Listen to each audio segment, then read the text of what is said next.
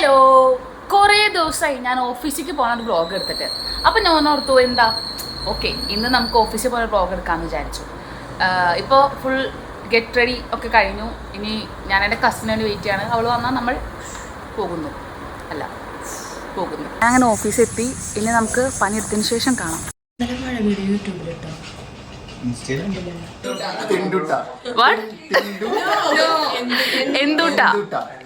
എന്തുട്ടാ മീൻസ്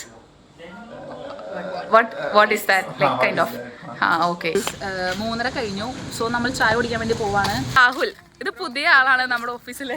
ബീരാനും റഹ്മാനും യാത്രക്ക് പോയി. നാളെ എന്താ പരിപാടി? എന്തൂട്ടാ ഇത്? നാളെ എന്താ പരിപാടി? ആയിഷ നാളെ രാവിലെ ചിരിച്ചോണ്ടിരിക്കും. അതാണ് ആയിഷയുടെ നാളത്തെ പരിപാടി. ഞാൻ വീഡിയോ എടുത്തു, പക്ഷേ ക്യാമറ ചെരിഞ്ഞു പോയി, ഒന്നും കിട്ടിയില്ല. ഞാൻ പ്രകൃതി എടുത്തു. ഞാൻ ചെലച്ചു കിടന്ന്, പക്ഷെ പ്രകൃതിനെ കിട്ടിയത്. ഇവിടെ എൻ്റെ കൂടെ കുറച്ച് ബുദ്ധിയില്ലാത്ത പിള്ളേരും കൂടെ ഉണ്ട്. അവരെന്നോട് വീഡിയോയിലൊന്നും വരുന്നില്ല. അവരിങ്ങനെ എന്നെ കാണുമ്പോഴേക്ക് ഓടിപ്പോണ്. നല്ല വിഷമമുണ്ട് എനിക്ക്. പക്ഷെ എന്താ ചെയ്യാ, അവരെ എനിക്ക് നിർബന്ധിച്ച് അവരെ കേട്ടാനൊന്നും പറ്റില്ലല്ലോ. ബട്ട് എൻ്റെ കൂടെ എൻ്റെ ആയിഷ വരും. ആയിഷു കളിയാക്കിയത് എന്തിനാന്നൊന്ന് പറയോ? ആയിഷ ഇങ്ങനെ ഇടയ്ക്കിടയ്ക്ക് കുറച്ച് പൊട്ടത്തരങ്ങൾ പറയും. സോ നാവൽപ്പഴത്തിൻ്റെ മരമുണ്ട്. അപ്പം നമ്മൾ നാവൽപ്പഴം പറക്കാൻ വേണ്ടി വന്നേക്കാട്ടോ. മിക്കതും സെക്യൂരിറ്റി ചേട്ടന്മാർ ഞങ്ങളെ ചീത്ത പറയുന്നതായിരിക്കും.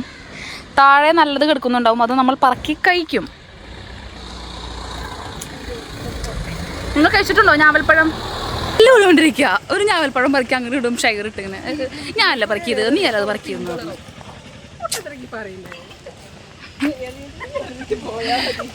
എവിടെയോള്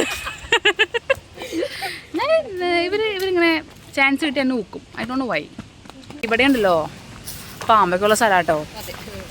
കാരണം ഇവിടെ ഫുള്ള് കണ്ട താഴെ കണ്ട താഴെ കാണുന്നില്ല. താഴെ മറ്റേ പുല്ലാണ്. പുല്ലിലിങ്ങനെ പാമ്പ്. അത് പക്ഷേ ഇത്തിരി ബുദ്ധി കുറവുണ്ട്. തോറ്റു. ചായ കുടി കഴിഞ്ഞു. ഞങ്ങളിനി ഓഫീസിലേക്ക് പോവാണ്. തിരിച്ച് വീണ്ടും ബാക്ക് ടു പണിയെടുക്കൽ. ഞാവൽപ്പഴം കഴിച്ചു. ഞാവൽപ്പഴം കഴിച്ചതിൻ്റെ പ്രൂഫാണ് എന്ത് ഗൈസ്. എൻ്റെ കണ്ണ് കണ്ടോ? കണ്ണും നീല, നാവും നീല.